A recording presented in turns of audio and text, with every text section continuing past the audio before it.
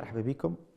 طارق كحلاوي معاكم. أنا باش نقدم اليوم درس حول الجغرافيا السياسية، مقدمة في الجغرافيا السياسية. باش يكون على أكثر من حلقة. باش نبداو من الأول بالتقديم الاختصاص هذايا، تاريخ تشكل الاختصاص هذايا في إطار منصة برزخ لرؤى العالم.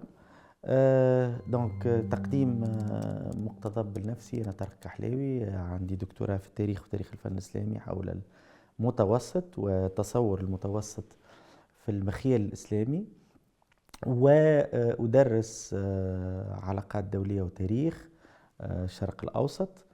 وأيضا كنت مدير عام معهد التونسي للدراسات الاستراتيجية في تونس.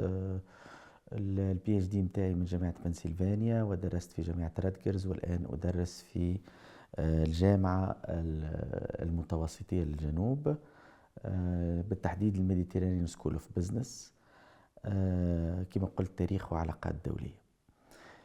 إذا بالنسبة للموضوع هذا اللي باش نحكيو فيه اليوم، اللي هو الجغرافيا السياسية، واخترت أني نسمي الدرس بالجغرافيا السياسية عوض كلمة جيوبوليتيك أو الجيوسياسة، لأنه كلمة جيوبوليتيك ملغمة نوعا ما في تاريخ استعمالها.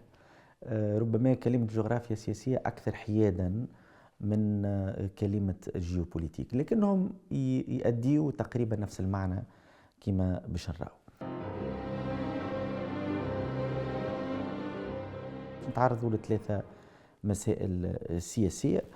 إذا باش نتعرضوا للنقطة الأولى، باش نحاولوا نقرأ مع بعضنا خرائط. باش نحط خرائط مجموعة من الدول، المجالات الدول، باش نحاولوا نقراوها، نشوفوها، نفهموها، نفهموا الجغرافيا وكيفاش العلاقة البديهية بين الجغرافيا والإنسان وكل مجالات أنشطة الإنسان السياسية وغير السياسية. ثم باش نمشيو للنقطة الثانية اللي متعلقة بنشأة الاختصاص هذايا الجغرافيا السياسية وعلاقتها بموضوع الجيوبوليتيك واستعمال كلمة جيوبوليتيك. باش نشوفوا خاصة كيفاش كلمة جيوبوليتيك كانت مش فقط اختصاص أكاديمي، بل في البدايات كانت أكثر أداة ووسيلة للتنظير لتأسيس وتوسع الإمبراطوريات. وباش نشوفوا هذايا عبر الزمن من آخر القرن 19 إلى الوقت الراهن. ثم تنتهي المداخلة متاع اليوم بالموضوع متاع الجغرافيا السياسية الأكاديمية، كيفاش فما نهج نقدي صار خاصة من الحرب العالمية الثانية، بعد الحرب العالمية الثانية، للجيوبوليتيك، وكيفاش نشأت الاختصاص هذا في السياق الأكاديمي، ونشأت توجهات خاصة نقدية للجغرافيا السياسية الكلاسيكية، الجيوبوليتيك الكلاسيكية اللي نشأت في آخر القرن 19 بداية القرن 20.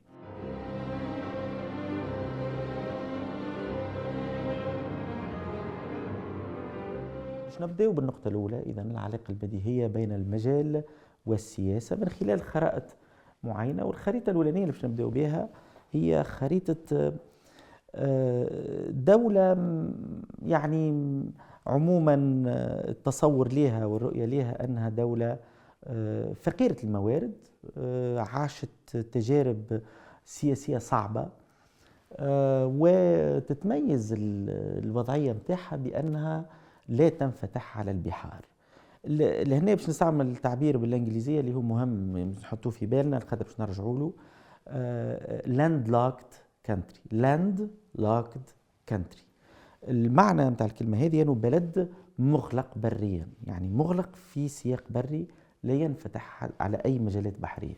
الدولة هذه هي أفغانستان، إذن اللي هي محاطة بريا بمجموعة من الدول، من يعني من الغرب إيران، ونتجه للشمال تركمانستان، دول الاتحاد السوفيتي القديمة، تركمانستان، طاجيكستان، وأيضا تنفتح على الهند والباكستان في نفس الوقت، وأيضا على المجال الصيني. دولة أفغانستان كيف ما قلت لا تنفتح على مجالات بحرية، لكن الأهم كما نجم نشوفوا توا في الخريطة الطبوغرافية هذه، واخترت خريطة طبوغرافية بالأساس باش نشوفوا المجال كيفاش يتغير على مستوى الارتفاع. كما تشوفوا أفغانستان في الأطراف متاعها هي دولة نسبيا منبسطة المعالم الطبوغرافية، وتتجه في الوسط خاصة في الشمال الشرقي في اتجاه كابول، وفي اتجاه الدول يعني الجمهوريات السوفيتية السابقة، تتجه إلى ارتفاع وارتفاع عالي جدا، طبيعة وتضاريس وعرة، تتجه نحو أنها تكون جبلية في الوسط. السؤال اللي نسأله وأنا كنشوف أفغانستان عادة هو إذا كنت أفغاني وتتعرض لعملية غزو من أي جهة من جهات، شنو يكون الخيار متاعك؟ طبعا هنا كما تشوفوا الخيار بديهيا باش يكون في اتجاه أنك باش تمشي للمنطقة المرتفعة الجبلية، وهذا طبيعي لأنه عموما والشعوب الكل كي تتعرض لعملية هجوم أو غزو تنطلق للجبال. هذاك علاش نحن في تونس، وباش نحكي بعد على تونس في سياق آخر، نلقاو اللي القبائل القديمة الأمازيغية تتسمى في بعض المصادر بربرية، موجودة عموما في مناطق مرتفعة، لأنه تاريخيا كانت كي تتعرض لاجتياح أو غزو تمشي للمناطق المرتفعة، جبال خمير في الجنوب، مطماطة إلى آخره من المناطق هذيك. إذن أحد التحصينات الطبيعية التضاريسية الطبيعية في العالم وبالنسبة لكل الناس هو المناطق الجبلية. كي نشوفوا الصورة هذه ونفهموا الميكانيزم هذاك، أنه أفغانستان محصنة طبيعيا في الوسط، فيها جبال عالية وعرة، نفهم وقتها اللي أفغانستان كان من الصعب تقريبا من المستحيل غزوها من أكبر 3 إمبراطوريات من القرن 19 حتى الوقت الراهن. يعني كما ربما تعرفوا الإمبراطورية البريطانية آخر القرن 19 أو القرن 20 حاولت تهيمن وتتحكم في أفغانستان وفشلت. ثم جاءت الإمبراطورية السوفيتية، يعني إمبراطورية الاتحاد السوفيتي في السبعينات والثمانينات، وحاولت نفس الشيء وفشلت.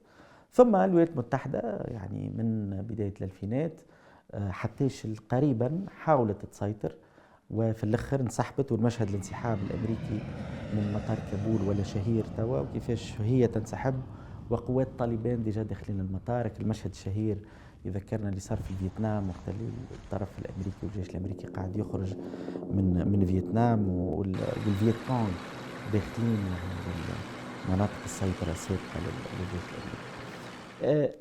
يعني هذا يفسر لنا في النهاية الطبيعة الوعرة متاع أفغانستان، تفسر لنا هذا، تفسر لنا صعوبة السيطرة على المجال هذايا، وأنه اللي نجم يسيطر على المجال هذايا هو القبائل المتحايثة اللي عندها علاقة طبيعية وعلاقة سلسة مع المجال الطبيعي، اللي هي بالأساس قبائل البشتون كما تعرفوا، اللي هي موجودة بشكل خاص من قندهار نحو كابول، اللي هي وذاك علاش حركة طالبان هي تسيطر، لأنه هي أساسا تمركزها الاجتماعي في القبائل اللي تعيش في المناطق هذيك.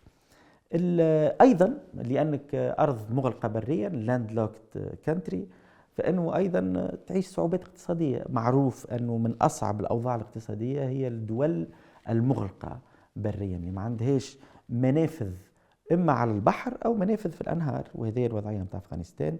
تعرفوا اللي أفغانستان اقتصادها ضعيف، وأنه ليس من الصدفة أهم ما هو اقتصاد فلاحي، وأهم زراعة هي زراعة الأفيون طبعا، اللي هي ملاحقة قانونيا، لكن هي أحد المداخل أو موارد الدخل للفلاحين الأفغان.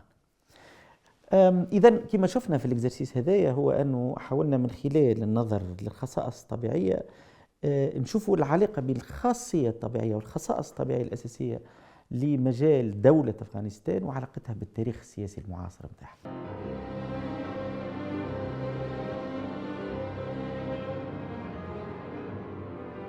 مثال آخر، مثال مناقض تماما، هو مثال مش واحدة من أفقر الدول في العالم، بل هي الدولة الأهم في العالم، هي الدولة الأكثر معناها ثراء، هي الدولة المهيمنة، هي الدولة الهيجيمون، يعني هي الدولة المسيطرة على مستوى عالمي خاصة من بداية التسعينات، ولا تزال رغم يعني الحركية اللي صايرة على مستوى النظام الدولي، وتنحكيوا عليه الموضوع هذا لاحقا.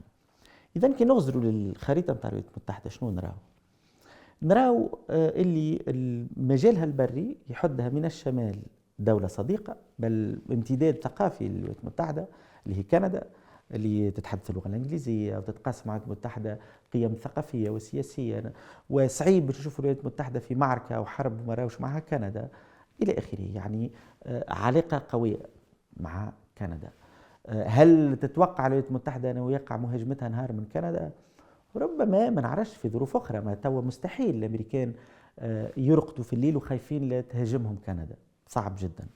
في الجنوب فما دولة أخرى اللي هي المكسيك، اللي كان معها صراع في خاصة في القرن 19 آخر القرن 19، لكن استقرت العلاقات الأمريكية والمكسيكية بداية من القرن العشرين، ولا فما علاقة استراتيجية تقريبا، تحالف استراتيجي بين الولايات المتحدة والمكسيك. كيف الولايات المتحدة ما تنجمش في الليل ماهيش باش ترقد متخوفة، الأمريكان ما يرقدوش متخوفين ليلا أنه المكسيك ستغزو الولايات المتحدة. في الشرق والغرب كما يقول الأستاذ العلاقات الدولية الأمريكي الشهير كي يتحدث على الحدود البحرية لأمريكا، يقول فما أسماك وأسماك. يعني مستحيل أن الولايات المتحدة تتخوف أنه سيقع غزوها بحريا من جهة المحيط الهادي أو جهة المحيط الأطلسي. يعني ما تنجمش تتوقع غزو بحري وشيك يعني من الجهتين هذوما. هذا يخلي الولايات المتحدة محصنة طبيعيا وفي وضع مرتاح، ما تتخوفش من ما فماش خوف من غزو وشيك للولايات المتحدة من أي جهة كانت. لكن في نفس الوقت الوضعية هذه الطبيعية، الخاصية هذه الطبوغرافية، تخلي الولايات المتحدة في وضعية طبيعيا تتسم بالعزلة. وذلك علاش في التاريخ المعاصر الولايات المتحدة في السياسات الخارجية كان فما مدرسة قوية ومهيمنة في القرن 19 وبداية القرن العشرين، وساعات ترجع كما رجعت بشكل مؤقت مع ترامب، وتنجم ترجع مع هو ومع آخرين.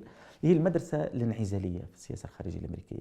الأمريكان عموما كانوا يتهيبوا من الخروج إلى بقية العالم. كانت عندهم سياسة هيمنة في القرن 19، لكن مشيانهم للحروب الكبرى كيف الحرب العالمية الأولى وأيضا الحرب العالمية الثانية ما كانش سهل، كان صعب، كان في برشا تردد. الحرب العالمية الأولى التحقوا بالحرب في فترة متأخرة، والحرب العالمية الثانية كان على اليابان أن تجرهم جرا للحرب بعد الهجوم الشهير متاع بيرل هاربور اللي هي قاعدة عسكرية في أحد الجزر في المحيط الهادي.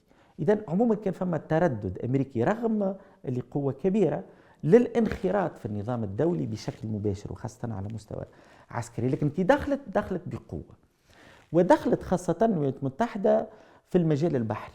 هذاك علاش النيفي، الأسطول البحري الأمريكي أو الأساطيل الحقيقة البحرية الأمريكية هي عماد أساسي للهيمنة العسكرية الأمريكية. هذا إذن مرة أخرى كما شفنا في حالة أفغانستان، الحالة الطبيعية، الوضع الطبوغرافي للجغرافيا الطبيعية الأمريكية عندها تأثير مباشر على دورها في النظام الدولي وعلى تاريخها المعاصر في حد ذاته. وتنرجع من بعد في علاقة بتاريخ الفكر الجغرافي السياسي والجيوبوليتيك الأمريكي، العلاقة بين الوضع هذايا والتفكير التأسيسي خاصة متاع الناس اللي أسست الجيوبوليتيك الأمريكي خاصة بين الحربين، بين الحرب الأولى والحرب العالمية الثانية.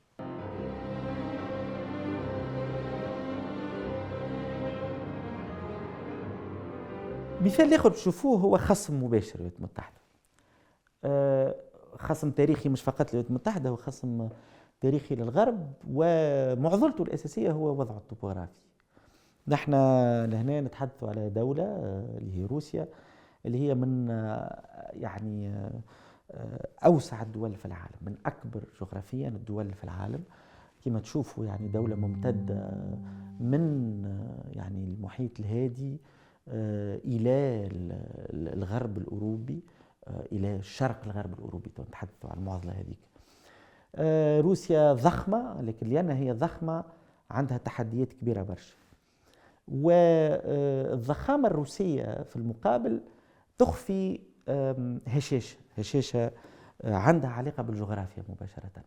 اخترت الخريطة هذه بالذات أنا لأنها تعطينا بالضبط مشكل الهشاشة في الجغرافيا الروسية والمعضلة الوجودية نجم نقول الروسية، اللي هي عندها تأثير مباشر على تاريخ روسيا من اللي استقرت كدولة يعني امبراطورية من القرن 17-18 ثم فيما بعد الفترة الحديثة روسيا معضلتها كانت دائما هي بالضبط في اتساعها، أنها يلزمها تسيطر على مجال بهذا الاتساع في الوقت اللي نفاذها على البحر محدود جدا.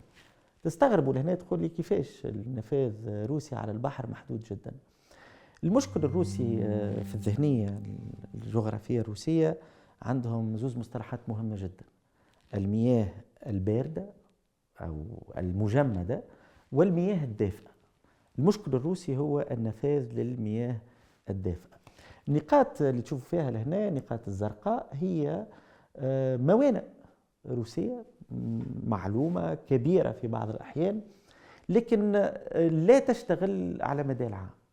جزء كبير من العام هي موانئ معطلة، لأن النفاذ منها وإليها تقريبا مجمد، لأن المياه تتجمد في تلك الأماكن، سواء في الشمال الروسي اللي يحل على الدول الاسكندنافية، أو الشرق الروسي اللي يحل على اليابان وعلى المحيط الهادي. هي موانئ معطلة في جزء كبير من السنة.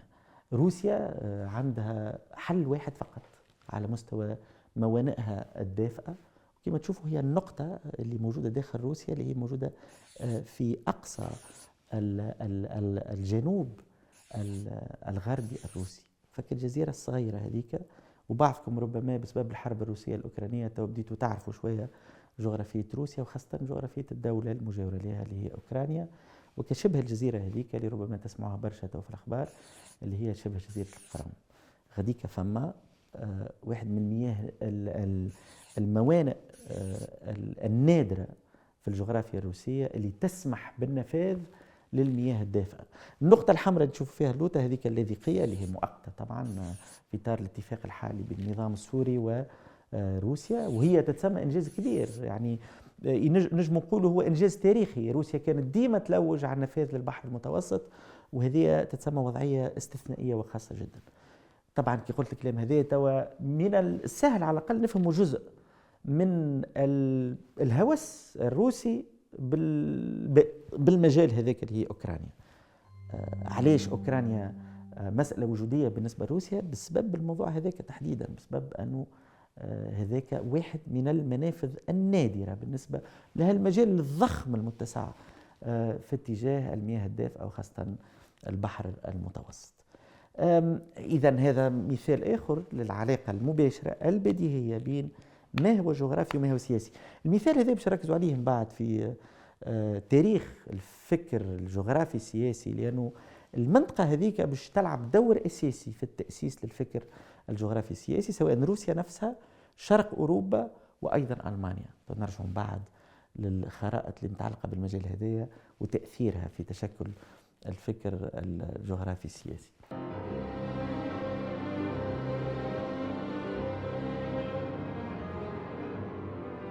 نحب ننتهي بالمجال أو الدولة اللي معناتها أنتم بيان سور فيها ونحن معناتها متعلقين بها بشكل مباشر، اللي هي تونس. وباش نركز على حاجة محددة لأن عندها علاقة بالتطورات اللي صايرة في السنين الأخيرة.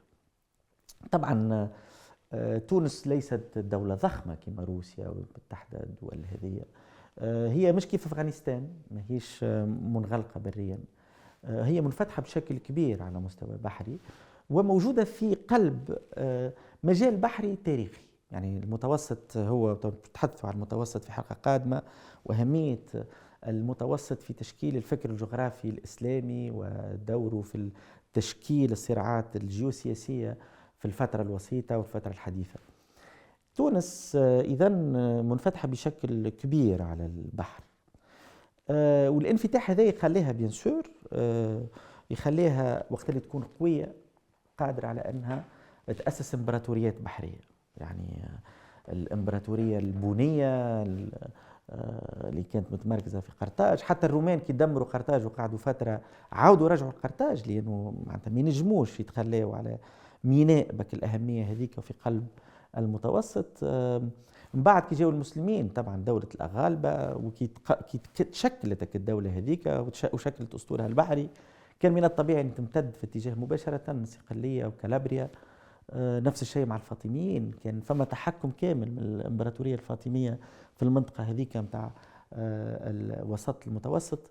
إذا لكن في المقابل قد ما كي تبدا قوي قادر على تشكل امبراطوريات، فانك تكون ايضا هش ومعني بالغزو بشكل دوري معناها. وهذا يخلي مثلا تونس كانت معنيه بالغزو الروماني والوندالي صعيب فما غزو صار في المتوسط تونس ما كانتش معنيه به.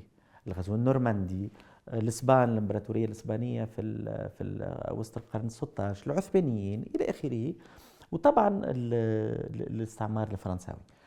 انا باش نركز باركونتر على موضوع يهمنا توا اللي هو متمثل في الهجره غير النظاميه.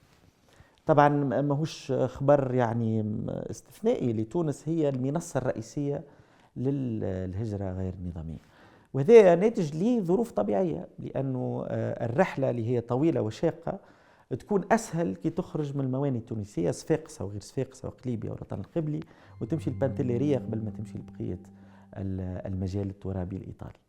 الموضوع هذا موضوع الهجره غير النظاميه تو هو موضوع عنده تاثير مباشر على الهويه الجيوسياسيه لتونس. يعني حتى علاقه تونس بالاتحاد الاوروبي النقطه المفصليه فيها تو بغض النظر على شكون يحكم انتر بارونتيز هي موضوع الهجره غير النظاميه، وهذا ناتج على الموقع الجغرافي لتونس. إذا هوية تونس الحالية بمحدودية الموارد متاعها، علاقتها بالمجال الأكبر والأكثر هيمنة المباشر لها اللي هو الاتحاد الأوروبي، مرتبط أساسا بموقعها هذاك، وقادرة تفاوض به الموقع متاعها، قادرة أنها تنقص تسيب الهجرة غير النظامية.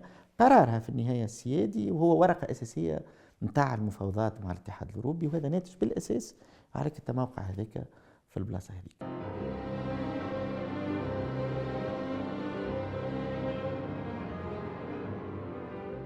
إذا من خلال الأمثلة هذه الجغرافية شفنا في المثال الأفغاني، المثال الأمريكي، المثال الروسي، ومثال بلادنا كيفاش التموقع الجغرافي الطبيعي يفرض بالأساس الهيكلة العامة متاع السياسات متاعك. ما تنجمش تخرج، يعني تنجم تكون أنت عندك طموحات أخرى، أحلام، لكن في النهاية أحلامك وطموحاتك متأثرة بالهوية الجغرافية متاعك. هذه بالضبط المعنى متاع الجغرافيا السياسية. لكن هذه مقاربة نوعا ما خلينا نقولوا موضوعية أو خلينا نقولوا أكاديمية. تأسيس وتشكل الفكر الجغرافيا السياسية ما كانش بهالبساطة هذه، كان متعلق مباشرة بصناعة القرار السياسي. ولهنا باش نمشيو للنقطة الثانية في المقدمة هذه اللي هي متعلقة بنشأة الجغرافيا السياسية كاختصاص، وبالأساس كيفاش تشكلت من البداية كجيوبوليتيك.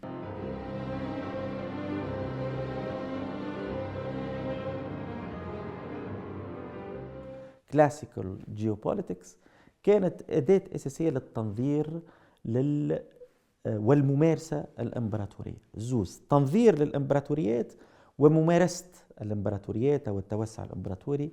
باش نشوفوا في مختلف المراحل التاريخية هذا كيفاش صار. نقطة الانطلاق الرئيسية في الجغرافيا السياسية في الجيوبوليتيك هو ألمانيا. ألمانيا كانت معضلة حقيقية بالنسبة لها، جغرافيتها ووضعها السياسي وهويتها السياسية. خلينا نبدأ باش نعطي السياق لهنا ونفسر علاش ألمانيا بالذات كانت عندها هوس خاص بالجغرافيا السياسية. لأنه ألمانيا هي إمبراطورية أو دولة تشكلت كإمبراطورية، خاصة مع بيسمارك وقت اللي وحد الدولة الألمانية في شكلها الإمبراطوري في 20 سنة الأخرانيين من القرن 19، وقت اللي هي قاعدة تكبر وتتشكل كدولة كبرى في أوروبا، في وسط أوروبا. وقتها ديجا قطار الرأسمالية الصناعية انطلق في بريطانيا وانطلق في فرنسا، وكان وقت اللي بدأت الرأسمالية الصناعية تتشكل في ألمانيا وتكبر كما قلت في آخر القرن 19، ديجا البريطانيين والفرنسيس قدموا أشواط كبيرة، وخلينا نقولوا فكوا برشا مجالات من الألمان. وكان الهاجس الألماني أو الهوس الألماني كيفاش نكبر كما كبروا الآخرين أو النفس كما ينافسوا الآخرين. مشكلة ألمانيا هو تقريبا المشكلة الروسية، هي دولة عموما منغلقة بريا، بخلاف ميناء هامبورغ في الفوق اللي هو ميناء زاد في مجال بارد وصعب، بعيد على المياه الدافئة وبعيد على الطرق التجارية الكبيرة. إذا ألمانيا مشكلها كيفاش تتوسع في المجال البري نتاعها. وبالتالي مش بالصدفة في آخر القرن 19 وقت اللي تحدد المعضلة هذه، الإمبراطورية اللي قاعدة تتشكل قاعدة تكبر نمو اقتصادي سريع جدا في ألمانيا في ال20 سنة الأخرانيين نتاع القرن 19. وقتها بالضبط تطرح اللي كينوا المجال أصغر من قدرة النمو، أنه النمو كان سريع وكبير جدا، لكن المجال الألماني كان كأنه صغير في عين القيادة الإمبراطورية الألمانية، بيسمارك وبعد بيسمارك. وذاك علاش غاديك فكت اللحظة الزمنية هذيك بالذات باش يتولد هالاختصاص هذا نسميوه الجغرافيا السياسية، باش يتولد مع المفكر هذا الحقيقة، خاطر هو كتب في عديد المجالات، كتب في الجغرافيا في الأنثروبولوجيا، هو نجم نقولوا مفكر ألماني مرجعي، فريدريش راتسل. فريدريش راتسل هو اللي مش فقط اسم أحد الكتب متاعه الأساسية هو الجغرافيا السياسية، بل أيضا هو اللي حط الأسس متاع الاختصاص هذا. فريدريش راتسل نشر الكتاب متاعه اللي اسمه ببساطة الجغرافيا السياسية في 1899، في الزمن بالضبط اللي كان فيه التنافس والاحتكاك الألماني مع مجالها الأوروبي، خاصة مع الفرنسيس والبريطانيين من جهة وروسيا من جهة أخرى. في الوقت اللي كتب فيه الكتاب متاعه كان المفكر المرجعي في كل الاختصاصات اللي مؤثر في عديد الاختصاصات هو المفكر البريطاني تشارلز داروين اللي كتب كتابه الشهير أصل الأنواع، وطلع بالفكرة اللي تختزل ساعات بشكل يعني متعسف شوية، البقاء للأصلح. لكن الفكرة هذه البقاء للأصلح أو ما يسمى بالداروينية الاجتماعية باش يكون عندها تأثير مباشر في التأسيس نتاع الجغرافيا السياسية، خاصة في المقاربة نتاع فريدريش راتسل، وكان عندها علاقة مباشرة بمعضلة الدولة الإمبراطورية الألمانية في اللحظة هذيك. الفكرة اللي ركز عليها فريدريش راتسل هو أنه قارن الإنسان بالدولة. تقريبا قال اللي الدولة هي كأنها كائن حي، هي أن أورجانيزم فيفون، يعني ويكبر ويتوسع وعنده حاجات، وأنه هو تقريبا حاجات الدولة، حاجات الكائن هذاك العضوي هي اللي تفرض المجال متاعه الطبيعي. يعني بمعنى آخر إذا كانت الدولة تنمو، وقت اللي ألمانيا وقتها هذاك شنو كان صاير، وتتوسع وتحتاج مجال أوسع، فإنه يلزمها تاخذ المجال هذاك. والفكرة هذه باش يكون عندها تأثير كبير على الفكر السياسي الألماني، باش تكون مهيمنة على الفكر السياسي الألماني، باش تكون هي المحدد متاع التوجهات السياسية الكبرى لدولة ألمانيا في مراحل مختلفة وقتها ومن بعد، وباش تكون هي الدافع الرئيسي ليس فقط لمصير ألمانيا بل شيئا فشيئا لمصير العالم. نجم نقولوا زوج حروب العالمية الأولى والثانية كانت بشكل من الأشكال في جزء منها على الأقل نتيجة للدافع هذا، للرغبة الألمانية الوجودية المصيرية في إيجاد مجال حيوي للدولة. كلمة المجال الحيوي باش تولي كلمة يعني مفتاح في الفكر السياسي الألماني. بدأت مع فريدريش راتسل، وهو التلامذة متاعه أو الناس اللي باش يتبعوه هما اللي باش يكملوا العمل من بعد. الشخص اللي تشوفوا فيه على يدكم اليمين يعني هو مفكر سويدي الحقيقة، جغرافي سويدي، لكنه هو تلميذ مباشر متاع راتسل، قرأ عنده ثم باش يمشي للسويد وباش يطور نفس المدرسة، وهو اللي باش يستعمل أول من باش يستعمل كلمة جيوبوليتكس، هو أول من باش يصنعها الكلمة وينظر لها، وكان امتداد طبعا لفريدريش راتسل. لكن الأهمية متاع رودولف كيلن اللي هو المفكر السويدي تلميذ راتسل، الأهمية متاعه لأنه باش يسمح بالتمهيد للمدرسة الألمانية بعد اللي باش تهيمن من الحرب العالمية الأولى حتى الحرب العالمية الثانية، وباش تتمظهر خاصة في مفكر ألماني جغرافي ومؤرخ هاوس هوفر هو باش يكون المشرف على المجلة الألمانية اللي باش تاخذ الكلمة متاع كيلن وباش تستعملها في عنوان المجلة، عنوان الدورية هذيك اللي هي جيوبوليتيك.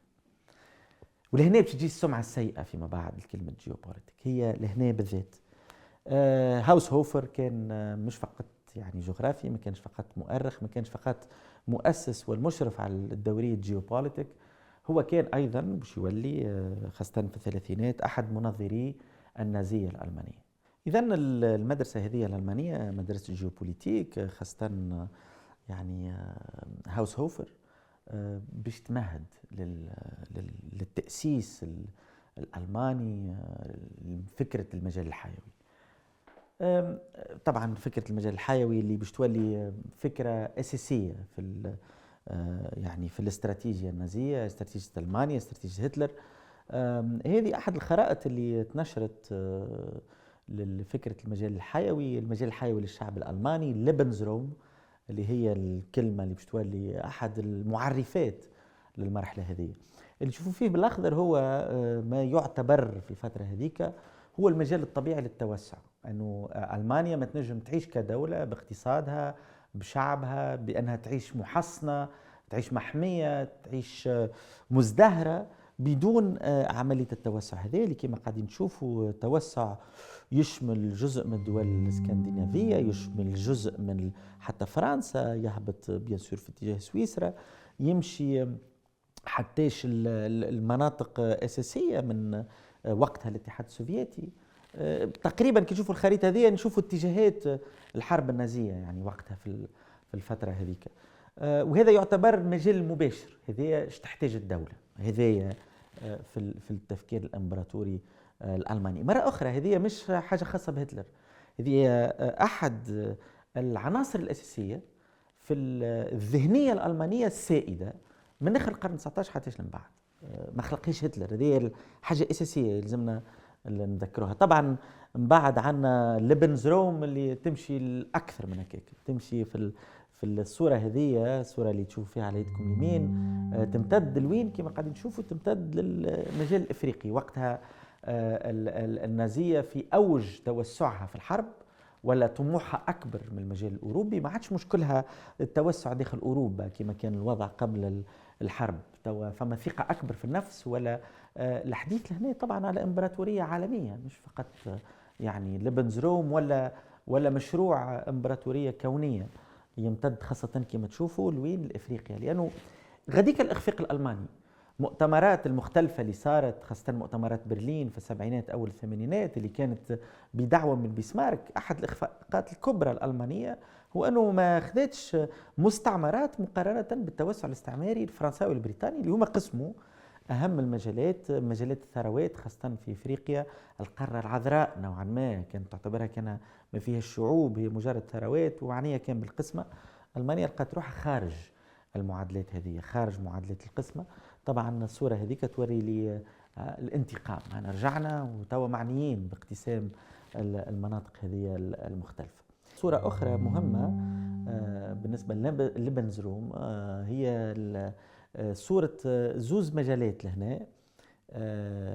ألمانيا الكبرى اسم الصورة، كما قاعدين نشوفوا كأنه فما مجال اللي على اليسار هو مجال الاستقرار الألماني الطبيعي اللي ما يحتاجش حروب في اتجاه غرب أوروبا، والجزء الآخر اللي هو في اتجاه شرق أوروبا هو كانوا يعني لهنا وفي النصوص المرافقة للخرائط هذه تتحدث على مستوطنين، تتحدث على استيطان ألماني في شرق أوروبا، توسع استيطاني في اتجاه روسيا، ونوعا ما تحصين عسكري ضد روسيا.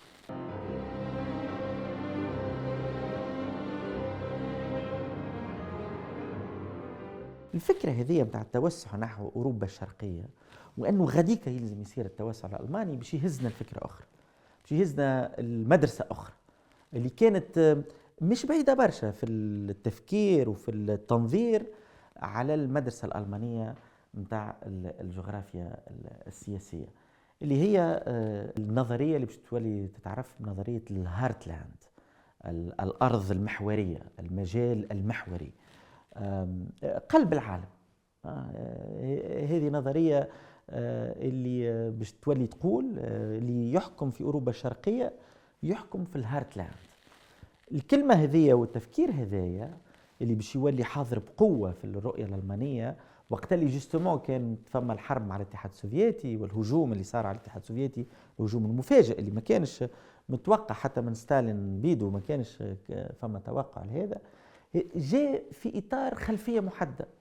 صحيح كان فما حاجة للتوجه والتوسع في اتجاه الاتحاد السوفيتي، لكن فما خلفية أقدم تاريخيا للفكرة هذه، فكرة الهارتلاند، ومش موجودة في ألمانيا. الفكرة هذه موجودة عند مفكر آخر مهم جدا، هو نجم نقولوا مع راتسل، مع الألماني راتسل، هو المنظر الآخر الكبير في الجغرافيا السياسية الكلاسيكية، في الجيوبوليتيك الكلاسيكي، وهو المفكر البريطاني هذا ماكندر. كتب كتاب باش يكون التأثير متاعه كبير جدا، وإلى حد اللحظة هذه باش نشوفوا كيفاش إلى حد اللحظة هذه الفكرة هذه، فكرة الهارتلاند، فكرة المجال المحوري بيفوت اريا، باش تكون فكرة أساسية في الجغرافيا السياسية، وخاصة في اللي متعلقة بصناعة القرار، متعلقة بالناس اللي معنية بالسياسة، معنية بصناعة القرار في بلدانها، اهتمامها بالجغرافيا السياسية باش يكون متأثر بشكل كبير بالمفكر البريطاني هذايا. هذيك خريطة من الكتاب نتاعو اللي تكتب في بداية القرن العشرين، اللي هو يقسم العالم كما قاعدين تشوفوا. المنطقة يعتبرها هي منطقة أساس العالم، عماد العالم، بيفوت اريا، اللي هي كما قاعدين تشوفوا كان تركزوا مليح باش تلقاو تمتد من أوروبا الشرقية إلى جزء من ما نسميه اليوم الشرق الأوسط، إيران. لكن أساسا المجال الأساسي متاع البيفوت اريا متاع ماكندر هو روسيا التاريخية، واللي من بعد سواء كان امبراطوريه كالاتحاد السوفيتي او الفيدراليه الروسيه توا، اللي هو المجال الاوروبي الاسيوي، او المصطلح اللي ربما تعرفوه اوراسيا.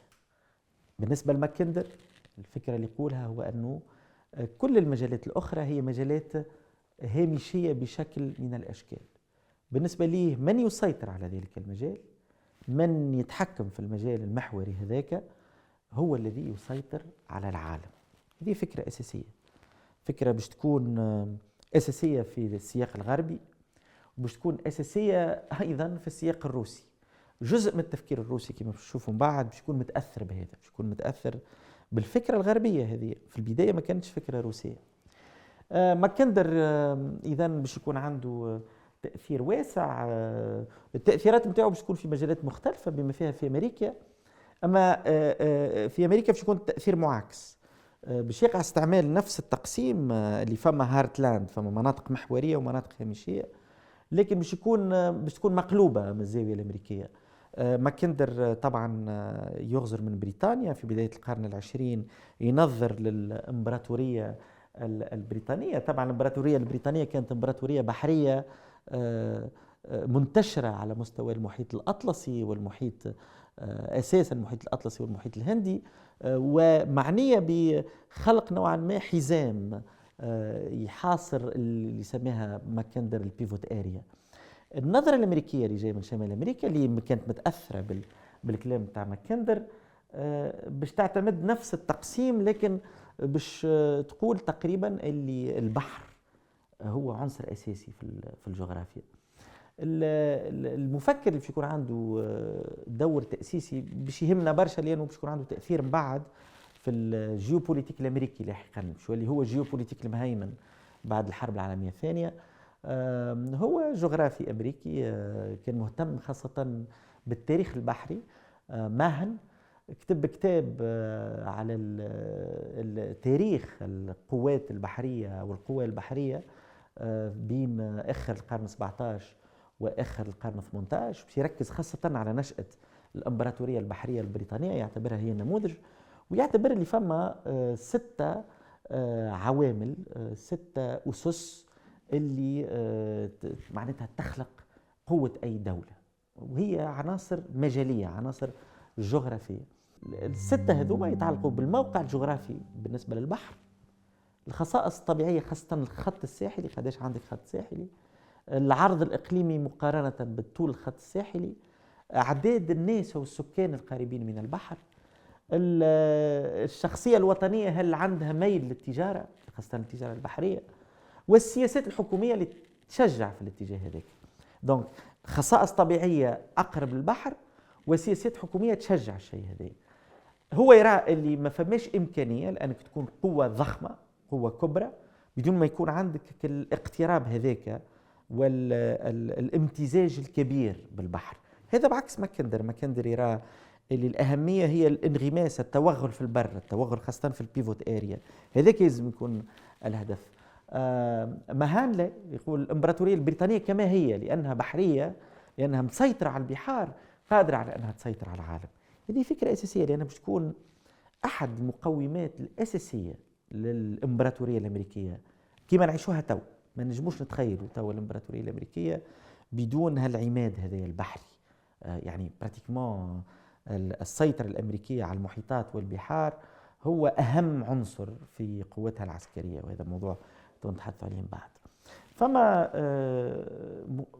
كاتب أمريكي آخر باش يجي من بعد كان أيضا متأثر بماكندر، متأثر بنظرية الهارتلاند، المنطقة المحورية، ويعتبرها هو أيضا هي أيضا موجودة في روسيا. هو كاتب هولندي لكن باش يولي يشتغل ويدرس في أمريكا.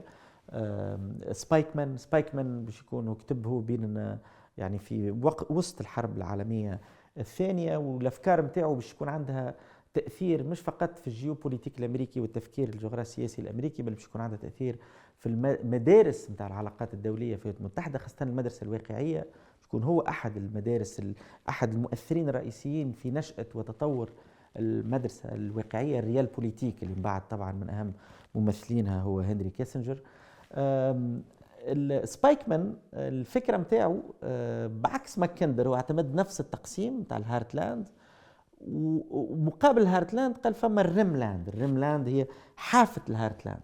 هو يقول الهارتلاند مش هي المنطقة الأهم، المنطقة اللي يجب السيطرة عليها هي منطقة الريملاند، اللي هي نفس الفكرة متاع هامان، لأنها هي تقول المهم التركز غاديك، ماكش محتاج تمشي لهارتلاند، أنت محتاج تحاصر الهارتلاند بالريملاند، بالحافة هذيك.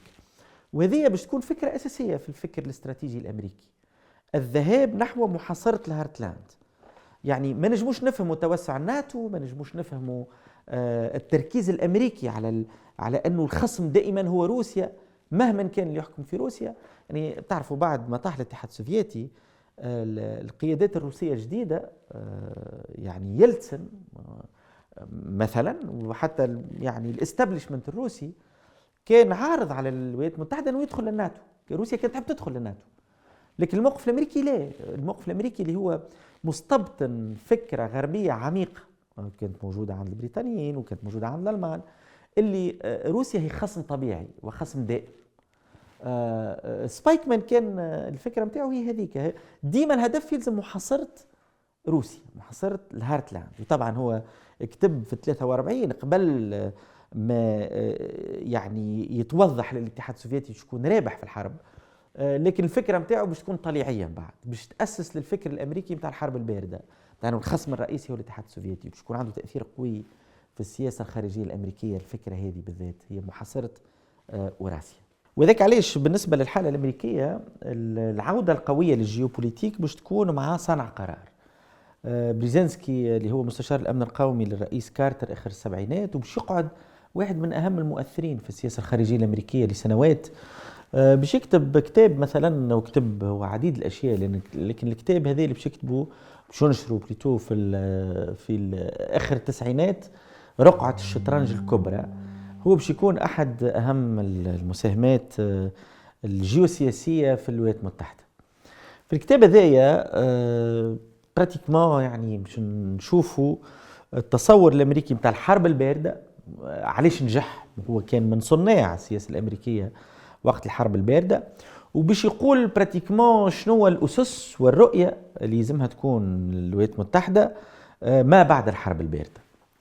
وهو باش يكون من أهم المنظرين لمواصلة محاصرة روسيا، لأنه كان فما نقاش في الولايات المتحدة في بداية التسعينات حول كيف التصرف مع هذا الخصم التاريخي الروسي، وكان فما تصورات خلينا نقولوا أكثر ليبرالية، المدرسة الليبرالية في السياسة الخارجية المثالية، الليبرال ايديالست، يعني المدرسة اللي هي تمشي أكثر في الانفتاح وتمشي أكثر في نموذج كوني واحد نتحدث عليها بعد شوية. كانوا يراوا لي علاش ما يتمش التعامل مع روسيا، اقحامها، ادماجها. لكن بريزنسكي كان من الناس اللي دافعوا، وكان خصم لدود للاتحاد السوفيتي للشيوعيه وقت الحرب البارده. لكن حتى بعد سقوط الاتحاد السوفيتي كان يرى اللي الهارتلاند هو وروسيا وكل بيفوت اريا اللي حكي عليها ماكندر، هي منطقه للسيطره، للاحتواء والسيطره. ودايور وقت كتب في احد يعني المساهمات نتاعو، كتب حاجه اللي توا رجعت للاخبار، لغرف الاخبار، بالرغم ان هي كتبت في سياق هكا شويه شبه اكاديمي، لكن كان نوع من النبوءه. يعني يقول في المقوله هذه: بدون اوكرانيا تتوقف روسيا عن كونها امبراطوريه، ولكن مع السيطره على اوكرانيا ثم اخضاعها تصبح روسيا تلقائيا امبراطوريه. هنا معناتها موضوع اوكرانيا كموضوع مفصلي في محاصره روسيا واخضاع روسيا غربيا، او تحول روسيا الى امبراطوريه وبالتالي الى خطر على الطرف الغربي. لهنا ما فماش اوضح من هكا. وذاك علاش نفهموا الاصرار الغربي على ضم اوكرانيا للناتو، التوسع الناتو في اتجاه الحدود الروسيه. ونفهموا في المقابل اللي الطرف الروسي هو نفسه باش يشوف السياسه الغربيه اللي هي مطروحه للعيان، يعني مش سر، مطروحه للعيان، يشوفها خطر عليه، انه استهداف روسيا. لكن لهنا النظره البينار، يعني النظره انه روسيا ما تنجم تكون اما خاضعه للغرب او تهديد للغرب، ما تنجمش تكون شريك. هذه نقطه رئيسيه، وهذه اصولها ترجع لماكندر، ترجع للفكر الالماني، ترجع لفكره المجال الحيوي الالماني، ترجع لفكره انه الدول هي مجالات حيويه غير قابله للتوافق. في النهايه الدوله تفكر في نفسها ككائن حي، ويلزمها تتوسع على خاطر مصالحها حتى ولو كان على حساب اطراف اخرى. وبالتالي المبدا لهنا في الرؤيه هذه الجيوسياسيه، الجيوبوليتيك الالماني البريطاني الامريكي، الجيوبوليتيك التوسعي الامبراطوري، الفكره الاساسيه لهنا المضمنه هو انه نحن في حاله صراع دائم، في حاله صراع مفتوح. وهذا مش بالضروره فكره مجمع عليها في الفكر الجيوسياسي الامريكي.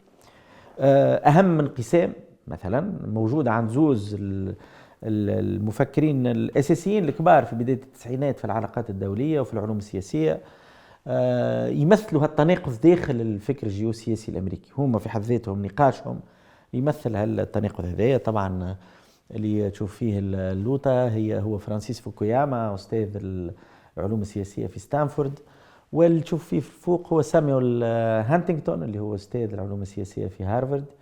وفي بدايه التسعينات كان فما نقاش مفتوح اقرب للصراع بينهم الزوز.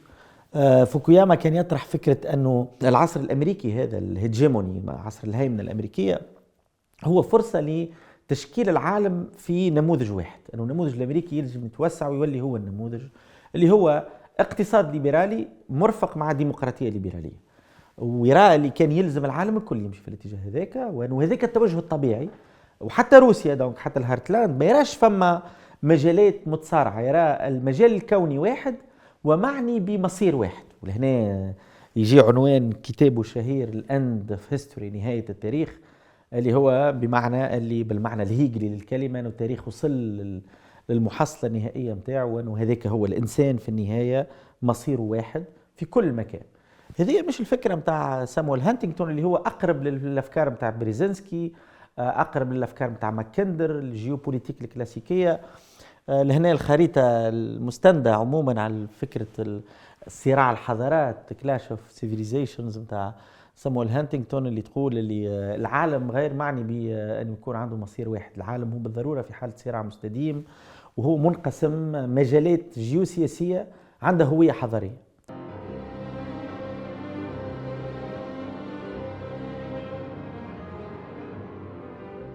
الفكره هذه نتاع المجالات الجيوسياسيه اللي عندها هويه حضاريه، اللي نلقاوها عند هانتينغتون ونلقاوها عند الماكندر ونلقاوها عند الجيوبوليتيك الالماني نتاع بين الحربين، هي فكره باش تولي باش تاخذ مداها في اوساط اخرى، باش تاخذ مداها في روسيا نفسها. روسيا هي نفسها باش تتبنى التصور هذا.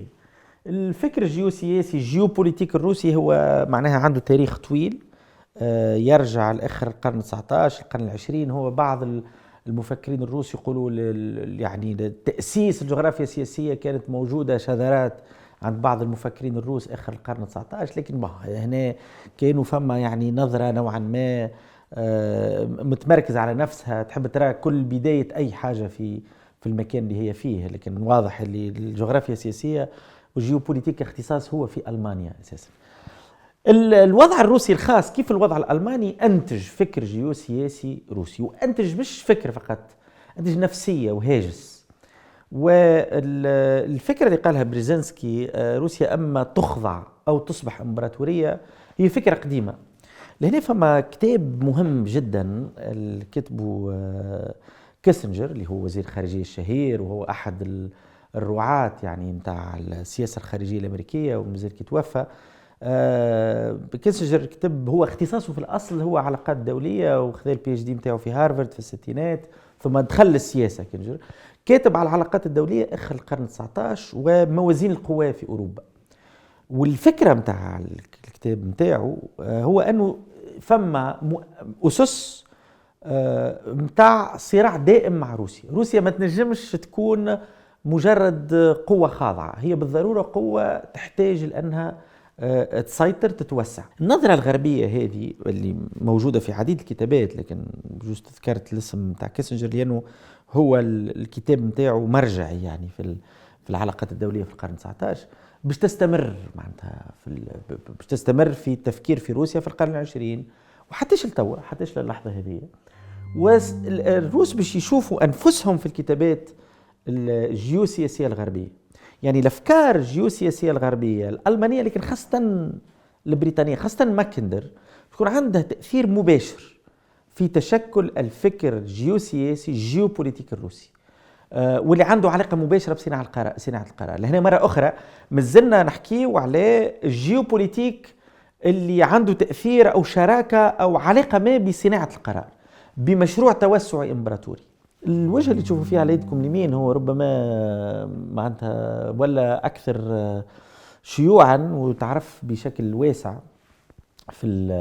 خاصة بعد الحرب الروسية الأوكرانية في السنتين الأخرانيين، اللي هو دوغن، ألكسندر دوغن، اللي هو يعني ينسب له الخط الفكري متاع الأوراسية الجديدة، يعني الفكرة اللي تقريبا تتأسس للنظرية القومية متاع بوتين، يعني أنه روسيا تحتاج مجال حيوي زاد هي. ألكسندر دوغين ربما هو ماهوش المفكر الروسي الأهم لكن هو الأكثر توا شيوعا، يعني معناتها موجود في الأخبار، والعلاقة المباشرة مع بوتين خليته أكثر حضورا. لكن المؤسس الحقيقي للجيوبوليتيك الروسي يعود لفترة الاتحاد السوفيتي، اللي هو الشخص اللي على يساركم لهنا، ليف جوميليف، اللي هو باش يكون يعني أحد أهم المفكرين متاع الفكرة هذه متاع الأوراسية، متاع أنه روسيا هويتها الأوراسية بين المجالين الأوروبي والآسيوي هي هوية تحتاج مجال واسع، وتحتاج تأسيس إمبراطوري، وتحتاج تحصين، وتحتاج دفاع، وتحتاج مجال يدفع إلى بعيد الأطراف خاصة الغربية اللي تعتبر تهديد مباشر لروسيا. كما كانت ترى الأطراف الغربية روسيا تهديد، روسيا تبنت تماما الفكرة متاع أنه الطرف الغربي الليبرالي هو الطرف المهدد، وأنه المجال الجغرافي الأوراسي يكتسب هوية خاصة ثقافية، الأرثوذكسية طبعا، ويعني الثقافة الروسية أساسا. والمجال الأوراسي هذاك هو الهارتلاند. يقول لك هي كلام ماكندر صحيح، العالم لهنا من يريد أن يحكم العالم يحكم في هذا المجال الأوراسي اللي هو متاعنا. يعني لهنا الاستبطان طبعا أنه الدفاع على المجال الأوراسي هو عمليا وعضويا قدرة على السيطرة الدولية الواسعة، وأنه الطرف الغربي مستحيل يقبل بهذا، وذلك علاش صراع مستديم مع الطرف الغربي ما ينجمش ينتهي إلا بتوافقات مشتركة على أنه فما مجالات جيوسياسية، كل مجال جيوسياسي عنده هويته الثقافية. ولهنا يتحدثوا مثلا عن المجال العربي، هذاك هويته ويلزم عنده استقلالية ما على المجال الغربي وحتى على روسيا، ويصير تفاهم على نظام متعدد الأقطاب اللي هي الفكرة اللي دافع عليها ألكسندر دوغن.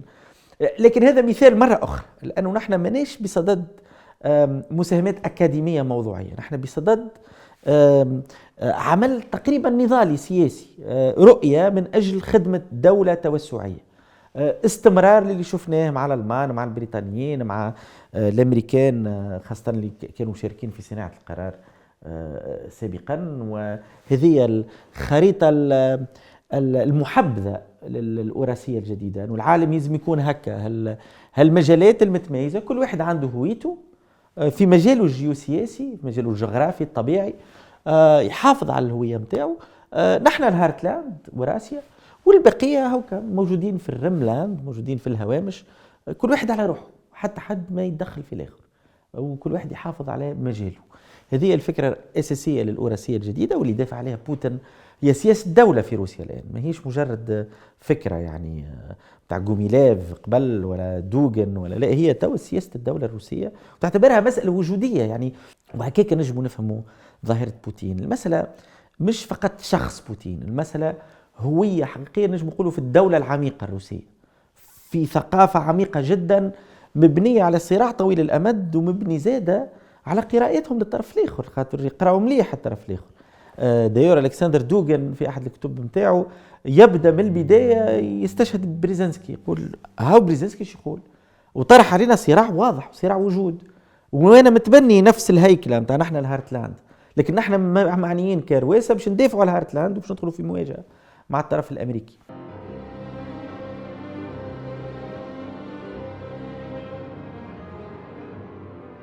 الخلاصه لهنا الجيوبوليتيك اللي عنده طابع سياسي علاقه بصناعه القرار هو اساسا جيوبوليتيك معني بالصراع، وليس معني بالضروره بالقراءه الموضوعيه لعلاقه المجال بالسياسه وعلاقه المجال بالانسان عموما. هو جيوبوليتيك موجود في قلب الصراعات ويعبر على مصالح دول أكثر من محاولة قراءة الواقع كما هو. لهنا المشروع الصيني متاع طريق الحرير يتنظر له من نفس الزاوية، أن الرؤية الصينية هو محاولة زادة السيطرة على الهارتلاند، نوعا ما جعل روسيا حليف ضعيف قريب تحت الحماية الصينية، ومن خلال روسيا اختراق أوروبا وعزل أمريكا بعيدا عن أوروبا. هذايا التنظير اللي يتقال والقراءات اللي تتقال حول مشروع يعني طريق الحرير الجديد اللي هو مشروع مركزي في هوية الدولة الصينية توا ينتظر له من نفس الزاوية، من زاوية مركزية الهارتلاند وعزل الولايات المتحدة على المجال هذا وإخضاع أوروبا وروسيا للنفوذ الصيني. وكما تراوا يعني طريق الحرير موجود بحريا في المحيط الهندي، وفما توجه لأنه استعمال البحر الأحمر في اتجاه إسرائيل أو مصر، لهنا مش واضح التوجه الصيني في اتجاه المتوسط. لكن في البنية التحتية متاع طريق الحرير الأساس موجود في المجال البري، في المجال القاري، وهو يعني يستلهم الفكرة تاريخيا من طريق الحرير القديم التقليدي الأصلي اللي هو فعلا شبكة الطرقات الصينية مش شبكة الطرقات العربية الإسلامية، لأنه شبكة الطرقات العربية الإسلامية القديمة في الفترة هذيك خاصة في الفترة الوسيطة كانت بحرية أكثر منها برية، لكن المقاربة الصينية كانت الاعتماد على الطرق البرية. دونك فما قراءة حتى للمشروع هذايا الصيني اللي هو جاي في نفس التوجه، مركزية فكرة ماكندر متاع الهارتلاند والبيفوت اريا اللي موجودة في المنطقة الأوراسية غديك، وأن الصين معنية بالسيطرة على ذلك المجال.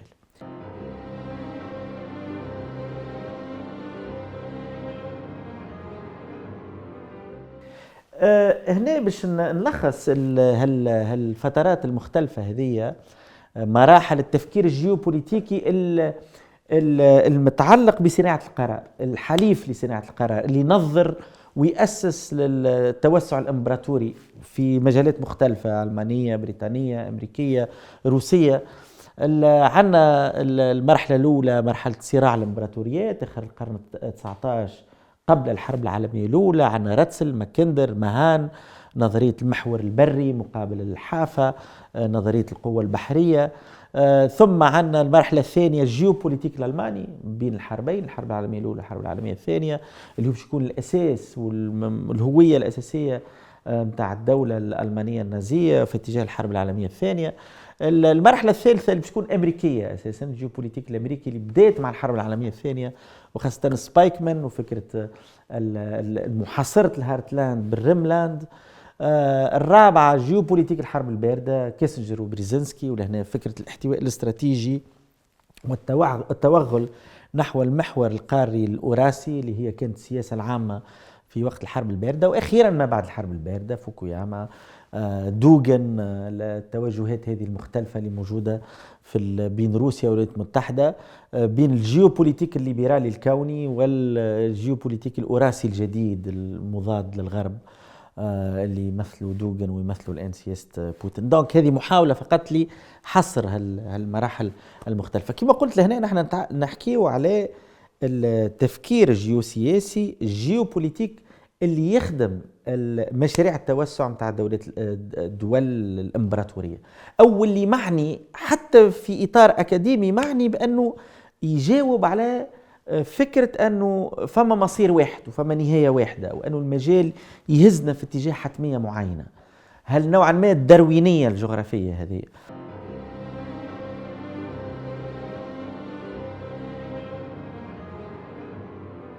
التصورات هذه المرتبطة بصناعة القرار السياسي باش تلقى نقد فيما يمكن نسميه الجغرافيا السياسية الأكاديمية، اللي عندها طابع موضوعي، اللي ما تخدمش بالضرورة فكرة الدولة التوسعية، اللي تنسب وما تمنش بحتمية داروينية.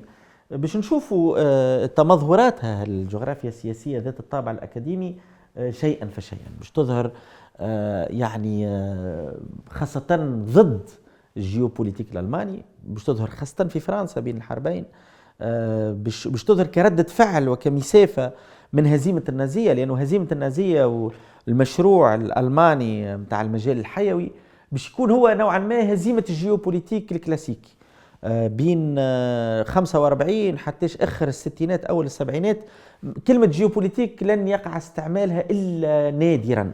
الكلمة في حد ذاتها باش تولي مقصية من الخطاب الأكاديمي ومن الأعمال الأكاديمية. باش ترجع كان في السبعينات مع كيسنجر ومع بريزنسكي كأنها الجيوبوليتيك ولات مرتبطة بالهوية النازية في حد ذاتها.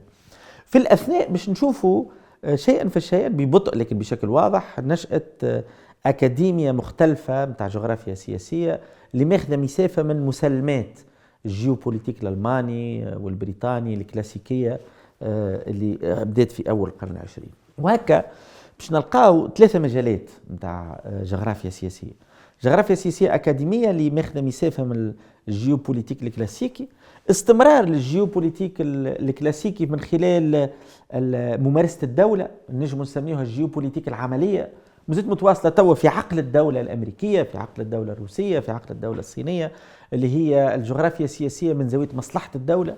وثم الجغرافيا السياسية في التمظهرات الأخرى في الثقافة العامة. يعني هذه باش تولي تتشكل ثلاثة مجالات لوجود الجغرافيا السياسية. بالنسبة للجانب التاريخي عنا يعني باش تتعدد المدارس. الفترة الإمبراطورية متاع ما قبل الحرب العالمية الأولى وبين الحربين وتترى باش تخلق معناها ردة فعل باش تكون كما أشرت خبيرة في فرنسا، باش تكون بين الحربين بالأساس، باش تكون ممثلة في جغرافي فرنسي باش يخلق كلمة الاحتمالية الجغرافية السياسية، أنه المجال لا يؤدي بالضرورة إلى مصير واحد، ينجم يؤدي إلى مصائر مختلفة.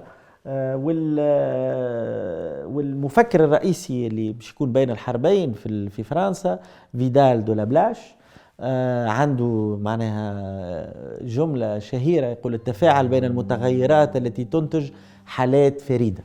تفاعل بين يعني المجال، علاقة المجال بالإنسان هو علاقة تفاعل بين دي فاريابل، حاجات مختلفة تؤدي، كل متغير يؤدي إلى حالة فريدة خاصة به.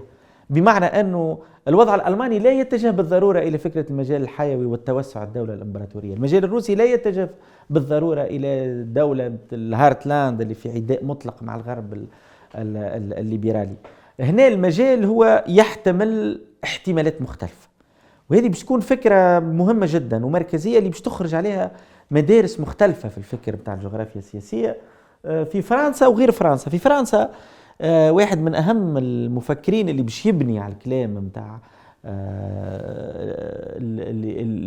مدرسة الاحتمال الاحتمالية الجيوسياسية هو إيف لاكوست. إيف لاكوست باش يأسس دورية اسمها هيرودوت في السبعينات، وباش تكون هي مركز مدرسة جديدة في الفكر الجغرافيا السياسية، وهي باش تاخذ نوعا ما مسافة من صناعة القرار. لأنه الجغرافيا السياسية ماهيش معنية بخدمة صناعة القرار، هي معنية بدراسة الواقع الموضوعي كما هو. الدراسة العلمية يقول الجغرافيا السياسية هي معنية بالدراسة العلمية للقوى الإقليمية المتنافسة وتداعياتها على الرأي العام، ماناش معنيين للتنظير لتوسع امبراطوري. إيف لاكوست كان زاده متأثر بالمدرسة الماركسية، متأثر بالمدرسة ما بعد الكولونيالية، مسألة الجغرافيا السياسية اللي في مواجهة هيمنة، وباش يكون يعني عنده تأثير كبير، خاصة كي باش يقع ترجمة الكتابات متاعه للإنجليزية في آخر الثمانينات. وقتها باش يكون عنده تأثير واسع. في الولايات المتحدة فما مدرسة مهمة باش يكون عندها تأثير لاحق، وتوجدت في فترة صغيرة في الستينات من قبل أحد المرجعيات الأساسية سبراوت، اللي هي البيئة النفسية. أنه فما يعني بيئة نفسية تأثر حتى على صانع القرار. هنا مرة أخرى نقد صانع القرار، وصانع القرار لا ينتج بالضرورة الحقيقة. صانع القرار هو بيدو متأثر بمعطيات مختلفة، وينجم يكون التصور الجيوسياسي متاعه تصور مصلحي أو خاص بتلك المرحلة أو خاص بتأثيرات محددة في السياق الزمني متاعه.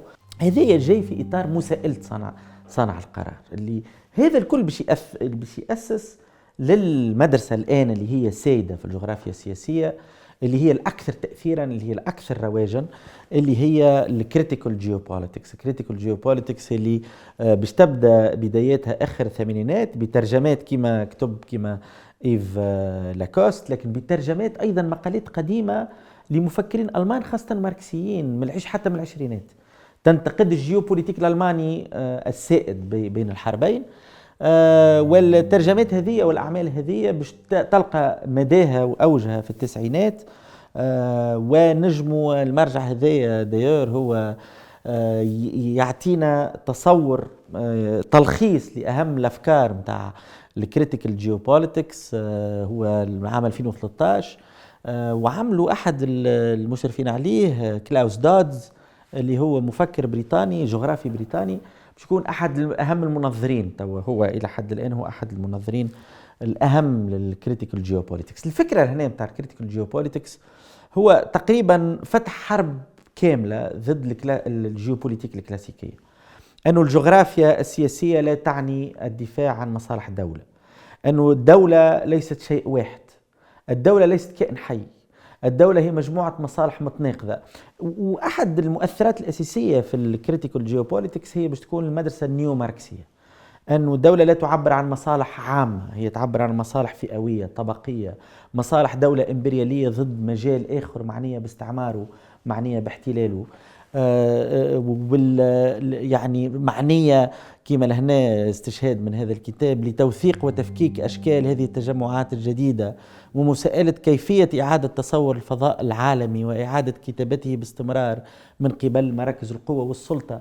في المدرسة هذه باش يقع التركيز على مسألة الخطاب، أنه الخطاب الجيوسياسي هو خطاب للمدرسة الكلاسيكية، هو خطاب واللي مدرسة صانع القرار خطابهم الجيوسياسي هو خطاب هيمنة ويخفي المصالح. هذه باش تكون توا ومن على الأقل 20 سنة أصبحت هي المدرسة الأكثر تأثيرا في الأكاديمية، مش في صناعة القرار. ولهنا باش تكبر اللي هو بين الجيوبوليتيك على مستوى صناعة القرار، على مستوى الحكم، على مستوى السلطة، والجيوبوليتيك اللي في الأكاديمية، الجغرافيا السياسية اللي يتم إنتاجها في الأكاديمية. في النقطة الأخيرة اللي نحب ننتهي بها هي ربما تهمنا أكثر، اللي هو البوست كولونيال جيوبوليتكس، اللي هو المدرسة اللي تركز على ما بعد الكولونيالية، اللي تقدم رؤية تنجم تقول المجال الصامت، المجال الكبير الضخم الصامت اللي تسمى ذا جلوبال ساوث، الجنوب الكوني هذايا اللي نحن جزء منه كتوانسة وكعرب المدرسة هذه باش تولي مهمة جدا، وفي العشرين سنة الأخيرة هي تمثل أحد أهم منصات نقد صناعة القرار الجيوسياسي والخطاب الجيوسياسي المهيمن غربي روسي اللي هو في أي مجال من القوى التقليدية. ولهنا الخريطة هذه خريطة رمزية نتاع النظر إلى العالم من الجنوب، يعني من دول الجنوب، خريطة قلب المجال، لأنه العالم باش نغزروا له من جهتنا نحن، من جهة الجلوبال ساوث. ولهنا أنا اخترت هذه باش نقول اللي فما إنتاج معرفي كبير في عديد الدول في علاقة بهذه البوست كولونيال جيوبوليتكس، خاصة في أمريكا اللاتينية، خاصة في الهند، في شرق آسيا، في الصين، لكن الإنتاج على مستوى العربي ضعيف في الاختصاص هذا، اختصاص البوست كولونيال جيوبوليتكس، الجغرافيا ما بعد الجغرافيا السياسية ما بعد الكولونيالية، بالرغم اللي المجال العربي هو من أكثر المجالات اللي تعرضت للهيمنة وتعرضت للسيطرة. المعنى هنا ليس إنتاج خطاب معرفي نضالي للرد على خطابات السيطرة والهيمنة، بل للتعرف على النفس، التعرف على هالمجال هذايا، معناه، هويته، من قبل الناس اللي فيه، من قبل الفاعلين الأكاديميين اللي فيه، المعنيين به بشكل مباشر.